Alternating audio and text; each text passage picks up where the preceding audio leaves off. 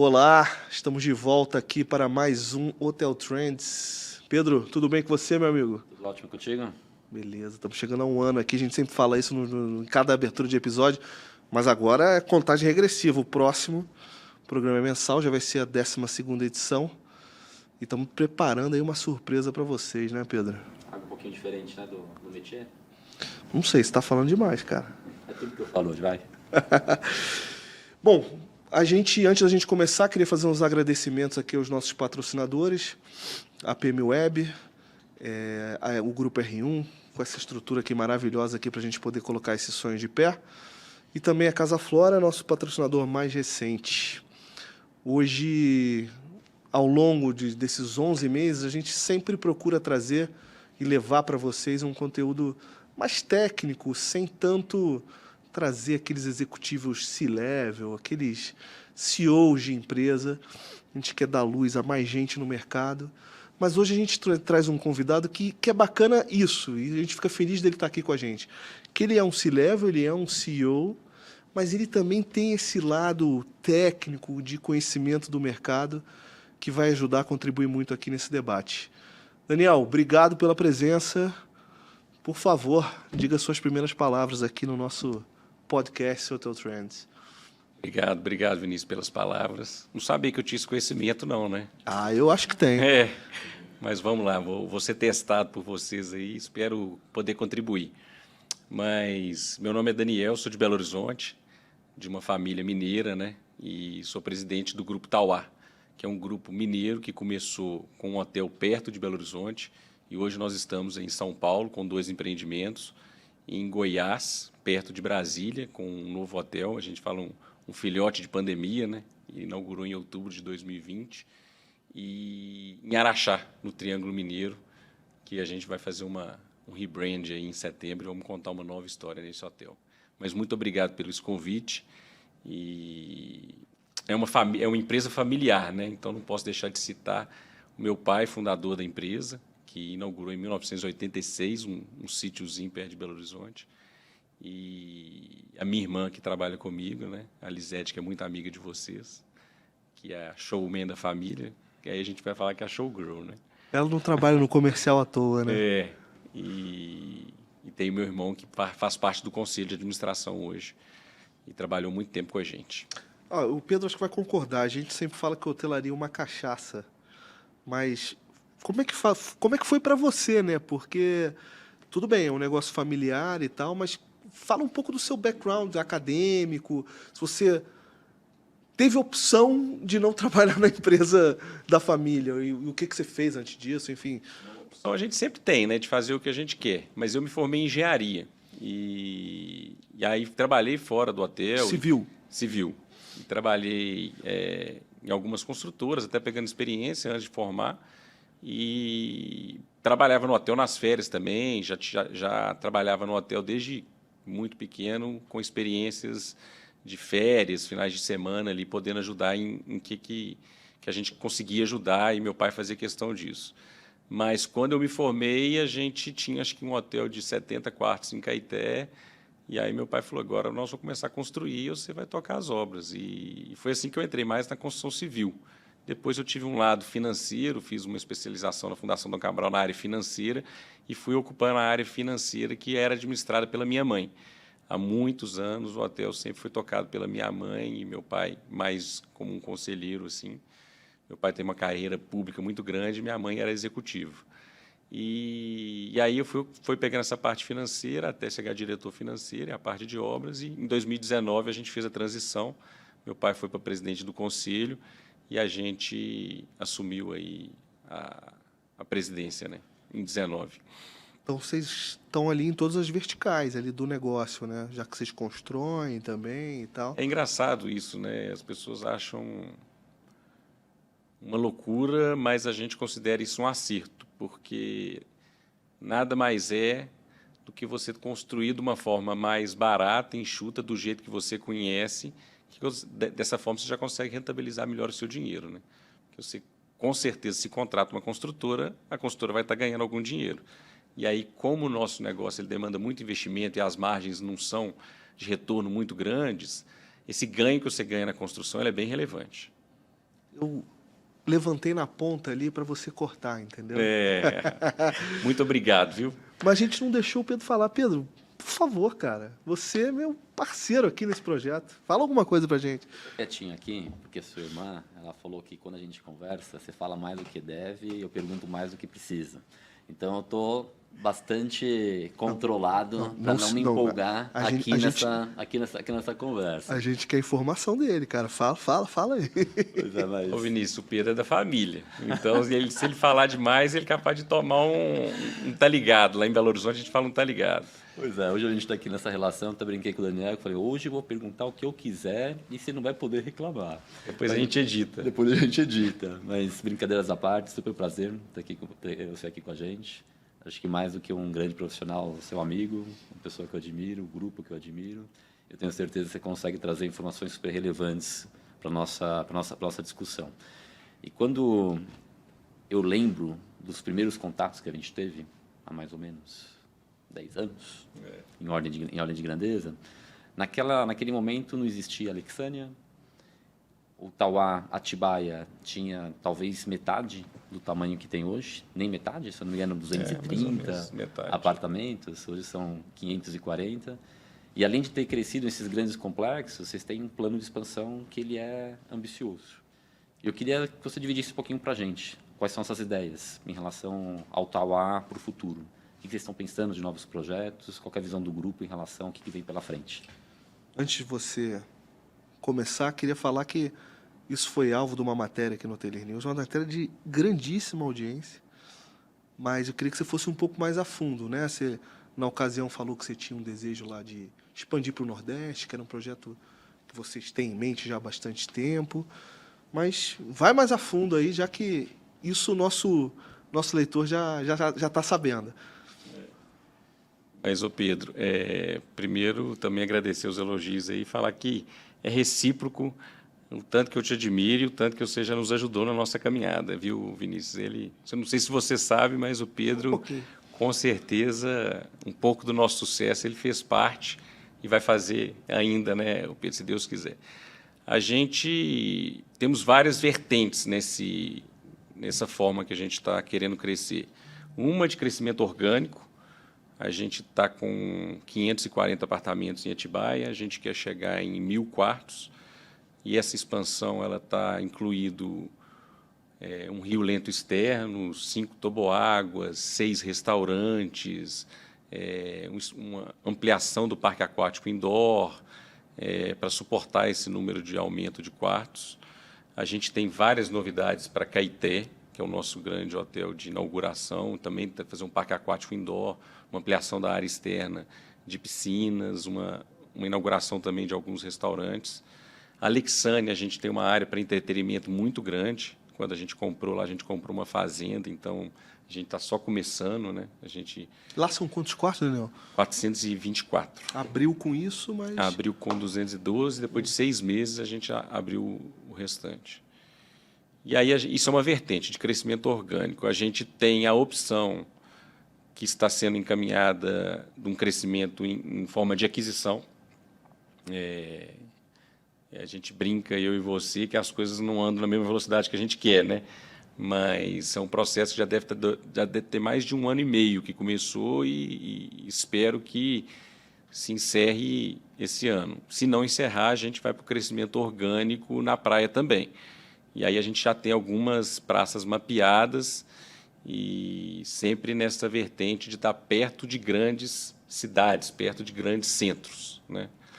E aí, além do crescimento orgânico de aquisição, a gente quer crescer com a nossa plataforma de clube de fidelidades e benefícios, no qual a gente quer ter uma ferramenta que o nosso cliente possa até utilizar-se de outros hotéis, um marketplace do turismo dentro dessa ferramenta. Então, vou dizer que são algumas vertentes de crescimento aí. Acho que tem um ponto interessante também de lembrar, que é o seguinte, ainda no que era o Tauá lá atrás, pegando a relevância do mercado de São Paulo dentro do grupo, até a pandemia a gente tinha um mercado de eventos que de longe era um mercado prioritário. Não só em ocupação, mas em potencial de receita e resultado. Vem a pandemia, eventos durante um momento deixa de existir e o mercado de lazer ele cresce. E se começa também a trazer algumas estratégias para dentro do grupo, até pensando no mercado de time sharing, trazendo uma receita adicional que antes não era a receita prioritária. Hoje, quando você olha para o grupo e enxerga eventos, lazer comum e lazer time sharing, o que tem sido mais predominante na sua estratégia de crescimento? Onde você vê hoje o grande potencial para ter resultados mais atrativos? A gente tinha uma parte de eventos principalmente em Atibaia, realmente. Os outros hotéis já tinham um lazer maior, né? Araxá, Caeté, Alexandria não existia. E em 2019, eu me lembro que era o primeiro ano que a gente fez uma ocupação igual de lazer e eventos. 2019. Em 2018 ainda era mais eventos realmente. Em 2019, em outubro, a gente inaugurou o Parque Aquático Indoor, que foi uma grande novidade. E aí a gente tem uma brincadeira nossa, não é brincadeira, porque é verdade, porque Deus é tal alegre, que é os nossos monitores, né? A gente inaugurou um produto único, uma coisa que era o único da América Latina, e veio a pandemia que o pessoal não podia sair, não podia fazer. Vou te falar uma curiosidade. Eu fui no Tauá conhecer o Parque Aquático Indoor literalmente no último final de semana antes da pandemia. É mesmo? Literalmente. Eu voltei no domingo à noite, na quinta-feira foi decretada a pandemia e fechou tudo. A gente fechou até o 18 de março, não esqueço. Foi isso. Estive lá no domingo. E você gostou, Vinícius? Sim, sem dúvida. E é uma coisa impressionante, né? É impressionante. É. Eu lembro que também, outra coisa, você vai lembrar também, você me levou para uma visita guiada na obra. Uhum. Não sei se você se recorda. Lembro sim. Lembra, né? Mas vamos lá, perdão. E aí isso acho que foi uma grande, digo sorte, porque eu não acredito na sorte, né? Mas uma grande tacada que a gente deu de estar preparado quando a pandemia veio. Então, realmente ficou 100% de lazer. E aí, dessas vertentes, o crescimento de lazer ele foi maior do que o timeshare e maior do que o de eventos. O lazer específico. Quando a gente tem um crescimento de ocupação da ordem de 100% de lazer, e quando volta o evento, e a gente não perde esse lazer, o negócio começa a ficar muito interessante. Muito interessante. E é o que a gente está vivendo hoje, graças a Deus. Queria colocar aqui uma provocação. Eu converso muito, né? Além da minha atividade aqui no ateliê, faço muito freelancer, normal para um jornalista. Então, falo muito, até pelo meu background de economia, falo muito com XP, Banco BV, Itaú BBA. E o que a gente ouve assim dos economistas dos economistas-chefes, que a previsão para 2022, o cenário não tende a mudar. Né? A gente, independente de quem ganhar nas eleições ou não, a gente vai ter ainda uma inflação persistente, em que a gente vai usar como remédio uns juros mais altos, e isso vai levar provavelmente a um crescimento baixo. 22. Em 22. 23 também. Então, por que eu estou colocando isso? A gente vê efetivamente um boom muito grande no lazer. O que eu quero saber de você é se você acha que é sustentável diante desse quadro macroeconômico. E como eu aprendi com o meu grande amigo aqui, a gente já está vivendo um momento que a gente volta back to the basics. Demanda, procura, demanda, é isso que vai reger o mercado novamente. Então, você acha que é sustentável esse cenário que você está vivendo agora? A gente tem um parênteses nisso aí, porque é o dólar muito alto, é uma condição de viajar complicada. Eu pego pela minha família, quando eu olho para viajar, Vinícius, eu, a Roberta, minha esposa, e tenho 3 filhos, Eduardo, o Tomás e a Isa. Não precisa falar mais nada, já entendi. Quando a gente coloca, vamos viajar para o Nordeste, só de passagem está ficando 15 mil, 18 mil. Com esse dinheiro, você vai para o meu hotel de carro e ainda volta com a metade do dinheiro. Então, assim, eu entendo que para o meu mercado, que são hotéis by car, a gente ainda surfa uma onda muito boa por ter um hotel com diferenciais muito atrativos. Eu acho que pode ter hotéis perto de grande cidade que não vão sentir, mas se você tem um hotel que tem atrativos legais, que o nosso principal atrativo não é parque aquático indoor, não é nada, é o atendimento, a gente consegue continuar surfando uma onda boa sim. Tá, perfeito. Acho que quando a gente fala um pouco do lazer, vários elementos me vêm à cabeça. Porque quando você comenta que em 2019 você tinha X de lazer e hoje são 2X, e a pandemia praticamente acaba, e a gente torce para que assim permaneça, significa que se agregou no mercado algo que não existia antes. Parte disso vem de uma mudança estrutural do Brasil, até pela própria questão da valorização do dólar, que permite com que os brasileiros viajem mais pelo país, mas parte disso vem também de um investimento relevante que vocês fizeram na estrutura, que por mais que você fala que o parque indoor não é o elemento principal, aquilo trouxe uma quebra de sazonalidade para o destino que vocês atuam. E olhando para a importância do parque, e olhando para alguns investimentos similares que vocês estão fazendo dentro do grupo, essa equação ela é reaplicável em diversas praças do país? Quando você olha o potencial de expansão do Grupo Tauá e pensa nos investimentos que foram feitos até hoje, essa estratégia ela vai continuar sendo perseguida pelo grupo? Sim, só que a gente tem uma questão de escala muito diferente em São Paulo, né? É mesmo o Belo Horizonte ou Brasília, no meu entendimento. A gente não consegue construir um hotel de 1.000 quartos em Belo Horizonte, perto de Belo Horizonte. Mas o modelo de negócio alincado em lazer, timeshare e eventos, perto de grandes centros, ele faz sentido em outros lugares, sim. Legal. E em relação ao timesharing, já que você tocou nesse tema, existe uma mudança importante do que está acontecendo hoje no Brasil. Até porque, além da demanda de lazer convencional, a gente tem hoje estruturação de multipropriedades, tem também operações de timesharing que são longas no país e continuam crescendo. E vocês optaram pelo timeshare, não pela multipropriedade, até o momento, pelo menos as informações que você já me falou. E aí você me fala se eu estou errado, se tem alguma novidade ou não. E nessa busca pelo timesharing, tem também modelos que não são tão convencionais dentro do Brasil, que estão sendo estruturados pelo grupo de vocês. Queria que você comentasse um pouco do porquê timeshare e não multipropriedade e o que está vindo, acho que em consequência dessa escolha do timeshare para o Grupo Tauá. Tá. A questão da multipropriedade, eu acho que você nos assessorou isso na nossa definição, né, Pedro? A gente não está em grandes pontos turísticos, né? Aonde isso aconteceu com grande força? Caldas Novas, né, por causa do Rio Quente ali do lado. Gramado e Olímpia. Esses são os 3 pilares grandes que aconteceram, todos com entretenimento muito na veia, né? A Olímpia já tinha aquele parque muito grande, acho que o 3º parque em movimento do mundo, né? Um negócio assim? É um negócio assim. E Gramado é uma maravilha. Você morou lá na pandemia, né, Vinícius? Praticamente. Que beleza, hein, só? Praticamente. Estou indo para lá agora. Também, que delícia.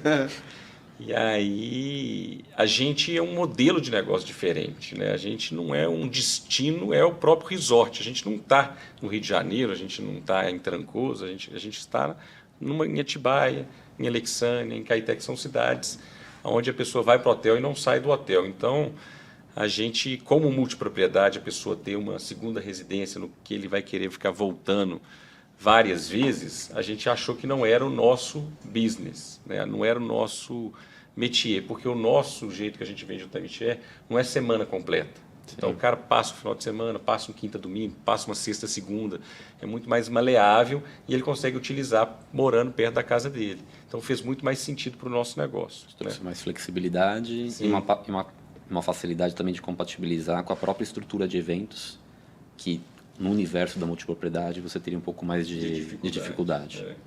E o tipo de cliente que a gente percebe é diferente quando o cara está hospedando como cliente e quando ele é proprietário do apartamento. E a gente vê que essa experiência do hóspede ela cai quando convive com esse tipo de cliente proprietário. A gente já teve essas experiências e pesquisas.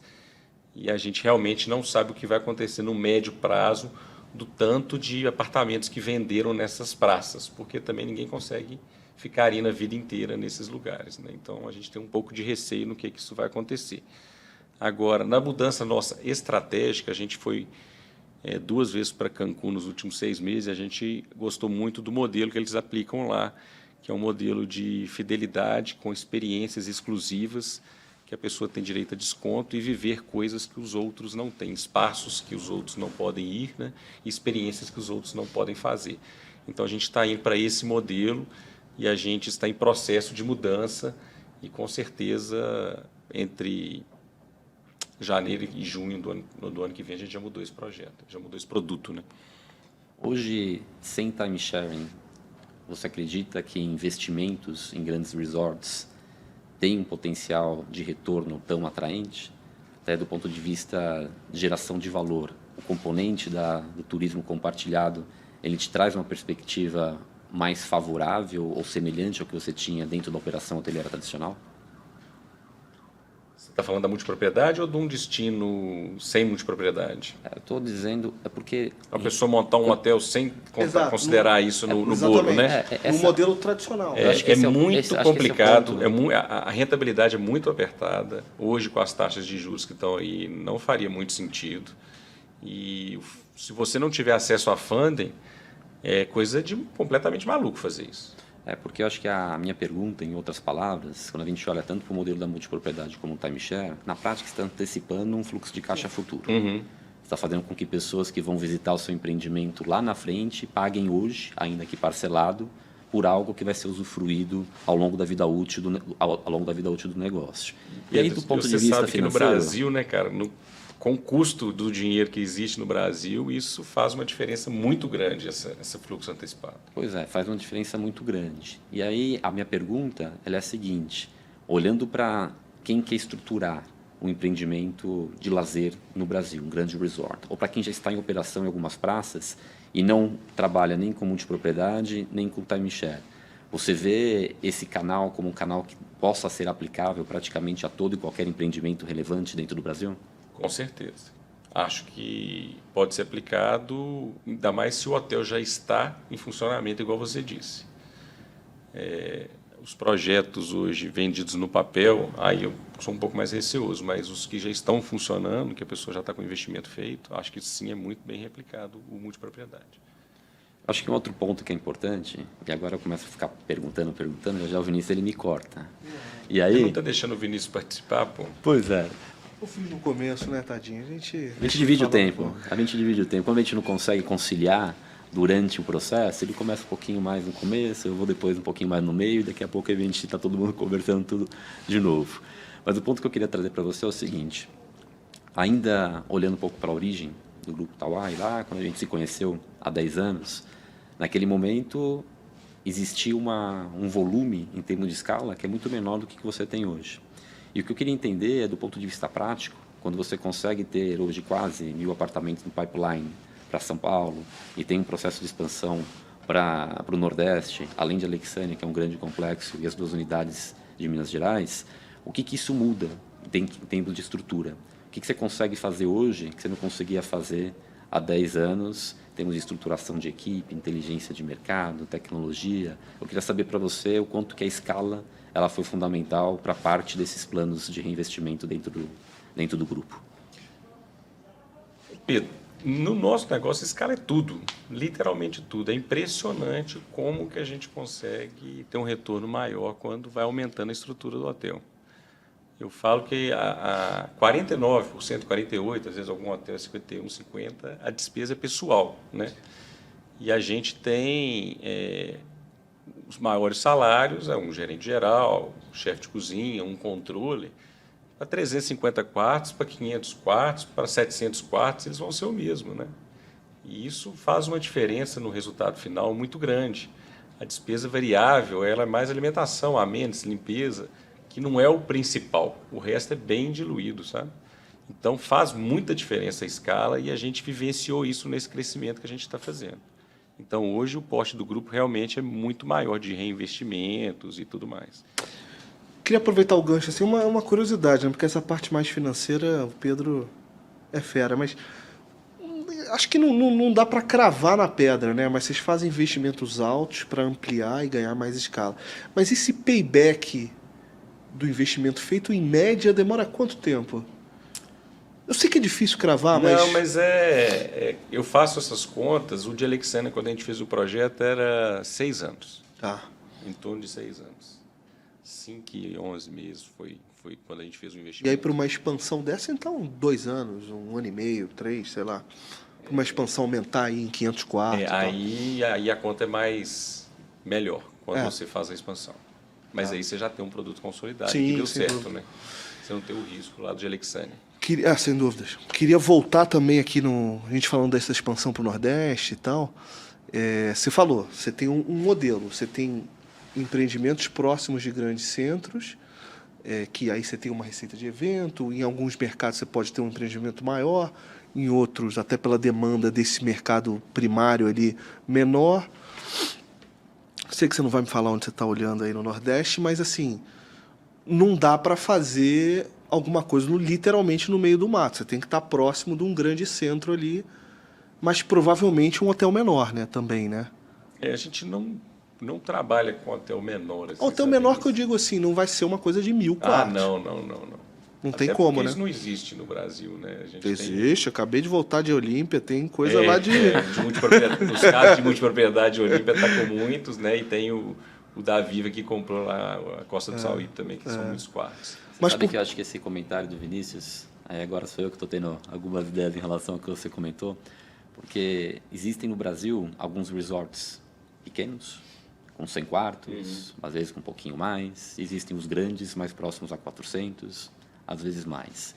Existem aqueles resorts que trabalham com destinos nacionais, que a grande forma de você chegar à região é via aéreo. Existem outros mais regionais. Você tem 90% do fluxo praticamente num raio de 2 horas do mercado emissor. Que é o caso de vocês.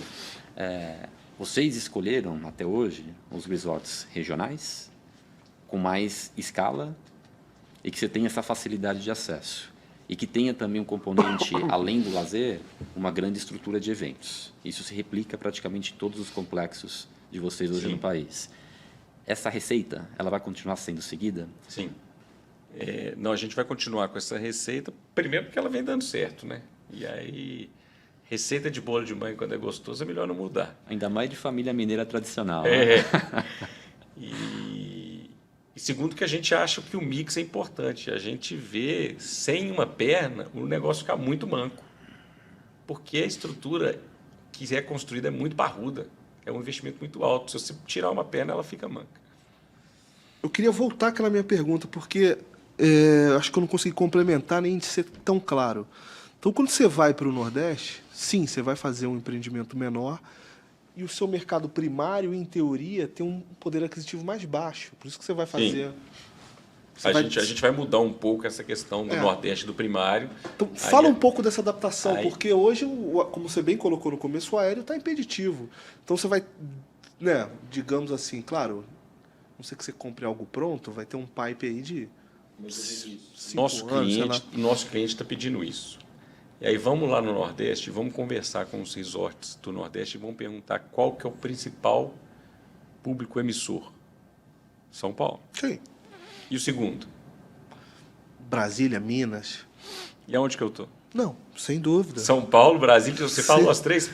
Não, sem dúvida. Então, assim, a gente consegue trabalhar, o nosso cliente está pedindo, o nosso cliente de fidelidade está pedindo, de timeshare, e a gente acha que é muito natural a gente ir para o Nordeste, sabe? Eu quero que você vá, eu não quero que você não vá, não, mas eu só estou querendo dizer assim...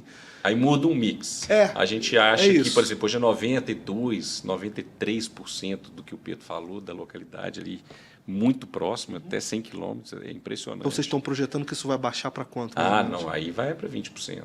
Aí muda muito, é 80% pegando avião, realmente. É isso que eu queria colocar. Sim. Né? Porque você não vai ter mais aquela demanda regional preponderante como você tem nos outros empreendimentos. Agora, quem a gente conversa, né, que já está em praia, que mexe com resort de praia, fala que praia é uma coisa diferente, né? O tal do pisar na areia, as pessoas não substituem na hora de descansar. Nosso último convidado, né, do Grupo Amarante, ele, né, o aéreo é fundamental para ele, mas ele consegue manter uma demanda regional ali muito forte para ele também. No final das contas, esses processos de expansão, eles acabam implicando em algumas mudanças.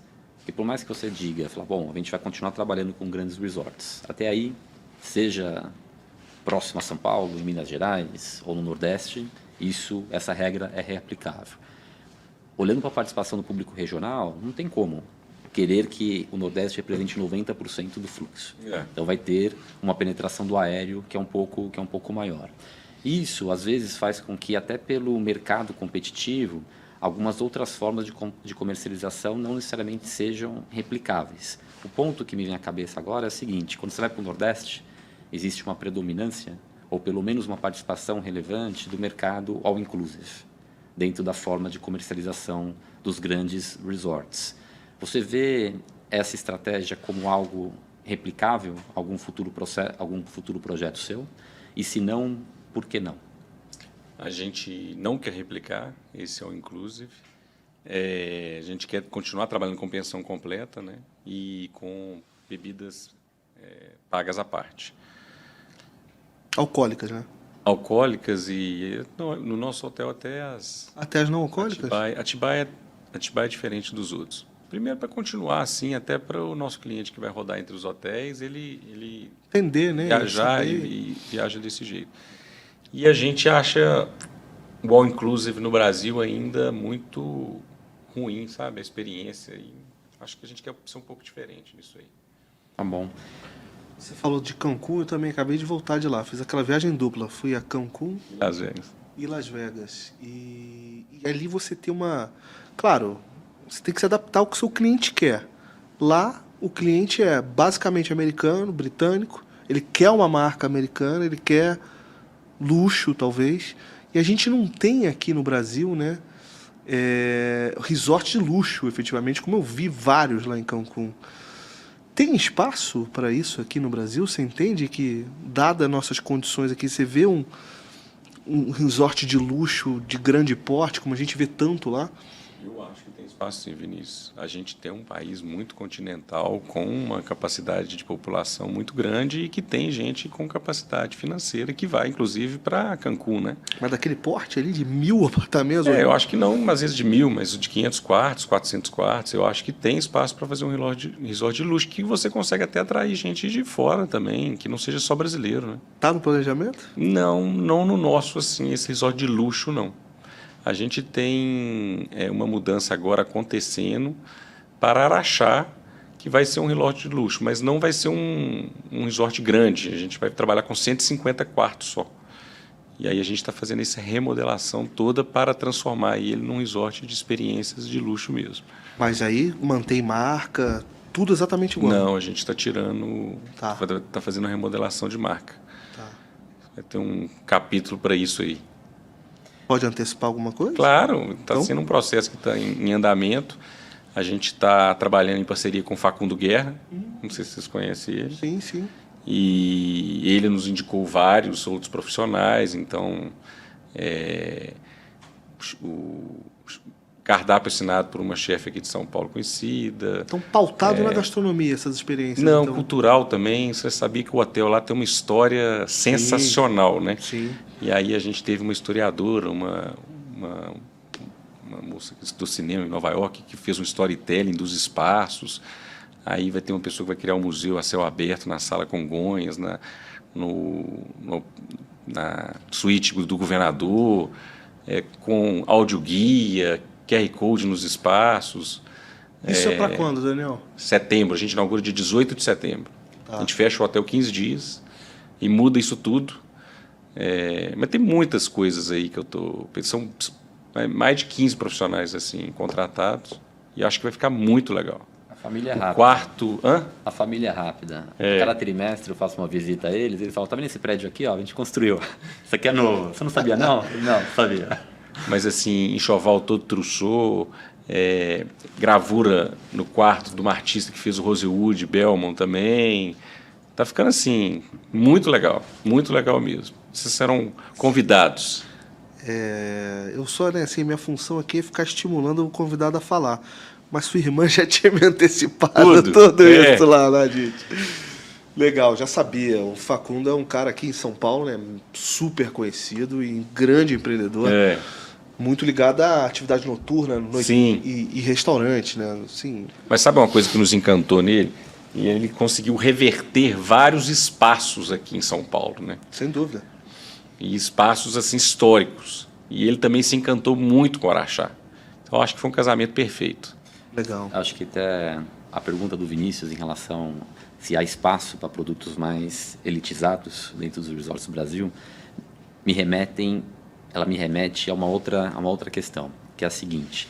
Quando a gente fala do ponto de vista de produto, de alguma maneira, existe um certo padrão entre os resorts. Todos têm quarto, todos têm uma estrutura de lazer, e na maior parte ela é relativamente limitada e não tem grandes diversificações do ponto de vista de arquitetura de conteúdo, por exemplo. Quando a gente olha para o perfil de demanda, a essência do mercado brasileiro é a família com criança. Ponto. Sim. Além da demanda de eventos, em alguns mercados que permitem esse tipo de segmentação, e além de uma demanda de terceira idade, que também, de uma maneira pontual, em alguns mercados, ela é predominante. Agora, seja em relação a produto ou perfil de demanda, é um mercado quase que homogêneo, de uma maneira geral. E eu queria que você comentasse um pouquinho o que você vê de oportunidades, seja do ponto de vista de estruturação de oferta, e até pegando um pouquinho da experiência desses reinvestimentos que eles estão fazendo em relação à arquitetura de conteúdo, a transformação em alguns espaços, e seja da ponta da demanda, se além do mercado de luxo que você já comentou, que possa ter espaço, poderia também ter um mercado para a terceira idade mais pujante no Brasil, poderia ter também um mercado para adultos, como acontece em algumas regiões Caribe, fora do país, e tem um componente de resorts como algo relevante, ou para jovens, que também no tema de festa acontece de uma maneira mais relevante. Como é que você vê algumas dessas possibilidades e se elas são aplicáveis ao mercado brasileiro? Eu acho que, primeiro, a questão da arquitetura de conteúdo, né? A gente teve o prazer de conhecer o Leonardo, que faleceu de Covid, né? E antes de falecer, a gente tinha realmente fechado uns 12 empreendimentos, uns 12 projetos com ele. E ele é um cara que nos ensinou muito essa questão da arquitetura de conteúdo, tanto que isso é importante, o tanto que isso faz um diferencial gigantesco na experiência do cliente vivendo. Ele trabalhou na Disney, não sei se chegaram a conhecer, conheceu, Luiz? Eu não conheci, mas a gente tinha um outro programa que se chamava Hotel Connection. A Lisete esteve lá e ela falou muito dele na ocasião, mas eu não o conheci. Eu lembro, ela até citou o caso, acho que vocês tinham feito uma viagem com ele para Cancún, se eu não me engano. Ele ia para Cancún com Exatamente, acho que foi isso. E aí ele adoeceu. Exatamente, e não foi por causa disso, ela nos contou na gravação. Então, assim, mas eu não conheci. Um gênio. E aí a gente continua trabalhando com a esposa dele, a Vânia, né, que o Pedro conhece. Você conheceu o Leonardo lá no hotel, não foi? Sim, eu conheci. E realmente... Ele fez a Alexânia. Ele fez um projeto do restaurante Alexânia, com uma varenda e tudo mais. A gente já conheceu a Alexânia, já estava com o projeto feito.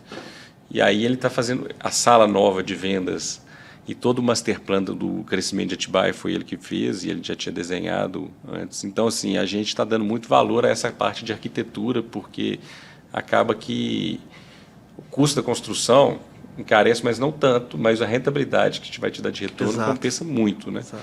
Então, a gente tem muitos projetos hoje para uma arquitetura bem de conteúdo, realmente, o que você está comentando. Vai ser esses restaurantes de Atibaia, esse vulcão que está saindo, os toboáguas. E a outra pergunta, se tem mercado, eu acho que tem, não tão grande igual Cancún, porque Cancún está do lado dos Estados Unidos. E Estados Unidos é um outro bicho, né? Igual São Paulo para outros estados do Brasil, outro bicho. Os Estados Unidos é outro negócio e lá tem mercado para todo tipo de público que você quiser e criar. Então a gente vai focar para nós mesmos num hotel com família, para criança. E obviamente, por exemplo, lá em Alexandria a gente está tendo uma surpresa muito positiva de casal sem filho, porque os espaços ficaram muito legais, as pessoas estão gostando muito. Então, claro que também tem mercado.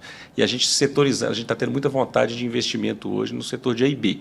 Tem várias opções de restaurantes diferentes, menores, maiores, pagos à parte. Então, isso acho que vai agradar as famílias sem filhos também que querem viajar. Mas o nosso core vai continuar sendo família com filhos, família. Tirando o Araxá, que vai ser um produto à parte no nosso grupo, mas que eu acho que para a pessoa que está comprando o nosso plano de fidelidade vai fazer muito sentido. Pô, quero viajar com a minha esposa também, para um lugar bacana e ter um período de descanso. Falando de segmentação de cliente, eu fiz uma entrevista também recente com um concorrente seu, e falando do mercado... A gente não tem concorrente, a gente tem amigos, parceiros. Bom, eu prefiro não citar, mas enfim. Ótimas palavras. Falando do mercado de casamentos, porque a gente tem uma demanda grande aqui para o Caribe, né, de casamentos brasileiros que vão casar lá, destination wedding, né? Uhum. É o termo usado. e que aqui tem girado muito para ele, aqui tem um hotel também aqui em São Paulo, ele até fez uma parceria, está adaptando até o empreendimento como um todo. Para esse tipo de... Faz sentido para vocês, pensando em Araxá, talvez? Araxá é o único hotel, eu ia te falar isso, é o único hotel que a gente faz muito casamento, é Araxá. Não muito, mas é o que mais faz. Nos outros não faz, porque o hotel é muito grande. Sim. E aí você fazer uma festa, essas festas de casamento vão até 5, 6 horas da manhã, para um hotel familiar que não vai ter fechado o hotel, então não faz sentido. E Araxá, acho que até com esse novo formato, com menos quartos, vai fazer até mais sentido ainda. Deixa eu explorar um outro tema que a gente ainda não abordou. Eu acho que ele é relevante, eu não vou deixar você embora antes de falar sobre isso. E a pegadinha do Pedro. Que é o mercado de eventos. Até porque o mercado de eventos, em relação ao potencial de resultado, era a grande vaca leiteira até a pandemia. Eu queria entender um pouquinho da sua visão, se isso ainda vai continuar como uma estratégia predominante de resultado por grupo, e o que muda com a pandemia em relação a tamanho de evento, a formato de eventos que são realizados, e o que você consegue dividir com a gente do que vem pela frente diante desse cenário pandêmico controlado, se a atividade volta e se volta com a mesma intensidade que antes. A gente é uma família de otimistas, né? E você conhece muito bem. Então, quando a gente fez o orçamento desse ano, a gente já achava que em fevereiro já havia. A gente tinha até um evento grande em janeiro, que foi alterado, eu até comentei para vocês a empresa, foi alterado para abril, e aí aquela Omicron complicou um pouco. Mas a gente tinha sempre o primeiro trimestre muito forte aqui em São Paulo e o segundo trimestre muito fraco. E o segundo trimestre ele veio muito forte. Ele já veio com um retorno de eventos muito grande. Então a gente acha que segundo semestre é muito forte e o ano que vem é inteiro muito bom. Porque as empresas, elas precisam fazer os eventos, cara, e ficaram muito tempo sem fazer. E o home office trouxe mais ainda a importância de se reunir as pessoas. O Pedro foi no nosso evento, né, Pedro? A gente fez um evento, Vinícius. Eu sei. Cara, que energia, que coisa maluca, assim. A gente mesmo surpreendendo tanto que há uma força do evento, você juntar as pessoas, né? E você vivenciou isso lá, né? Então, eu acho que o mercado ele vai voltar com muita força e muita empresa não passou os apertos e tem muito budget separado para fazer evento. Quando você fala muita força, meu viés de consultor sempre tenta quantificar um pouquinho o que significa isso. Na prática, em potencial de resultado, esse muita força é similar ao que existia até 2019? É acima e abaixo? Como é que você pondera? Não, em 2022, a gente ainda orçou menor que 2019. Mas em 2023 já iguala o resultado de 2019. Em diárias vendidas. Além da força do mercado, pensando no formato de eventos... Agora, qual que seria mais relevante que você me perguntou e não te respondi? Cara, eu não vou brigar com essa relevância. Eu vou querer trabalhar com os dois muito forte. Eu acho que, para nós, o que a gente ganhou de diária média hoje compensa o lazer um pouco do que era a receita de eventos. Agora, se ganhar uma relevância parecida ao que é o mercado de lazer, significa o quê? Você continua tendo um resultado muito atraente para eventos e lazer ganha uma participação maior do share porque trouxe uma demanda que não existia antes. Aí na somatória você tem um potencial de resultado que provavelmente é melhor do que existia no pré-pandemia. Exatamente. Olhando... Ele conhece mais do meu negócio do que eu, viu, Vinícius? Na verdade, eu estou aqui nessa brincadeira de participando de programas que me diverte. No final das contas, a minha vida é fazer perguntas das pessoas, é só isso. Não, mas e eu preciso ter certeza que eu estou entendendo as respostas. Não, um bom consultor tem que saber fazer boas perguntas, não tem jeito. Ele tem uma veia de jornalista. Boa. Minha última pergunta, você me permite? Com certeza. Que é... Assim, estamos no 11º pergunta, estava marcando aqui, a gente já... Mas entramos no 11º programa... A gente tenta fazer em 40 minutos, mas quando o convidado é bom, o papo é bom, cara. Vamos que vamos, tá liberado. A gente é um pouquinho mais, né? Só queria saber, além da possibilidade de você ter um mercado de eventos forte hoje, se há alguma mudança estrutural no setor. Porque uma coisa é, vou continuar tendo resultados atrativos em relação à receita. Agora muito se discute sobre participação de tecnologia na realização de eventos, a possibilidade de, além do evento presencial, você ter um formato híbrido que atrai participantes que antes não participavam, duração do evento em si, alguma mudança estrutural no seu mercado, ao seu ver? Pedro, eu acho que tinha e agora está deixando de ter, né? As pessoas fizeram alguns eventos híbridos e até remotos e eu acho que viram que não tem a mesma efetividade, pelo menos é o feedback que as pessoas me passaram. Então, isso eu acho que ainda volta um pré-pandemia ainda, por causa do resultado que é encontrado. Agora, é claro que às vezes vão colocar algumas pessoas para participar online, mas a presencial volta com muita força. O novo normal vai acabar, então? Nesse novo normal específico, alguns não vão acabar nunca, Sim. Mas esse novo, para mim, acaba. Não, porque é curioso isso que ele perguntou, eu falando do novo normal, porque a gente fez há dois programas atrás com o Ricardo, e da OT Insight, né? E eles têm muitos dados, né? Eles levantam dados bem valiosos. E ele estava falando, aquele comportamento do novo normal, de compra, etc. e tal, gradualmente está voltando aos padrões pré-pandemia. E eu acho que isso vai acontecer também. Acho que eu concordo com você. As empresas estão com esse budget ali reservado e o presencial Voltei de Las Vegas lá, o evento. Você viu, né? As pessoas estavam tão felizes de estarem juntas ali novamente. Eu acho que estou contigo, acho que volta também. A gente falou muito de expansão, novos resorts ou ampliação dos resorts existentes, mas você tem um hotel. E essa brincadeira aí também está dentro do plano de expansão? Ou vamos no resort que está dando certo e hotel a gente deixa um pouquinho de lado? Na verdade, o hotel a gente deixa um pouquinho de lado. É um business que a gente não vai descontinuar porque é nosso, mas a gente não pretende crescer. A gente quer ampliar e tem sonhos grandes para o setor de resorts mesmo. Porque, pensando em hotel, efetivamente, a escala é ainda mais importante, né? Com certeza. E se você tendo um só, né? Então, entendi. Mais alguma coisa? Fica à vontade, o papo está ótimo aqui. Está satisfeito? Então tá bom. Daniel, muito obrigado. Você quer dizer algumas últimas palavras, alguma coisa? Não, eu que agradeço a oportunidade, Vinícius, Pedro. É sempre bom estar entre amigos. Vi que vocês não me apertaram muito porque sou de casa, né? Mas é sempre muito bom poder falar e poder contar um pouco da nossa história e, às vezes, tirar alguma dúvida de alguém que tem alguma questão, alguma... Eu tenho uma última pergunta Pode fazer. Essa que eu vou repetir, que espero que não seja a mesma pergunta. Que recomendação você daria para quem quer entrar nesse business? Uma pessoa que não mexe, do setor, né? Eu acho que ela tem que estudar muito bem o nicho que ela vai entrar. Eu acho que tem nichos muito interessantes. O alto luxo do Brasil está vivendo uma fase muito boa. A gente tem um nicho de famílias em grandes centros que eu acho muito legal. O setor de eventos vai viver uma fase muito boa. Então, estudar muito bem a localidade e o nicho. Já diria o meu grande amigo Pedro, consultor, né? Começa pela localidade, porque se você errar ali, você não recupera, não. Então, aula dada, aluno aprende rápido. Pelo menos ele não respondeu o que a Elisete falou lá no evento, né? Tipo, não entra nesse business.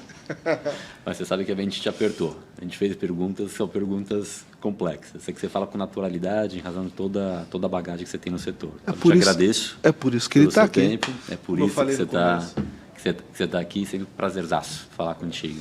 Muito obrigado, gente. Daniel, mais uma vez obrigado. Queria, antes de encerrar, fazer um agradecimento aqui aos nossos patrocinadores, Casa Flora, PM Web e também R1, que faz essa infraestrutura incrível aqui. Agradecer ao time de apoio aqui mais uma vez. Obrigado. Ô Vinícius, você me dá um parênteses também. Claro. Queria estender o agradecimento ao Rafael aqui, que esteve com a gente aqui dúvida. agora, né? Sim, que nos proporcionou fazer isso aqui hoje e mandar um abraço para ele. Maravilha. Gente, obrigado. Teremos uma grande novidade aí para vocês no 12º episódio, no mês que vem. Um abraço e até a próxima.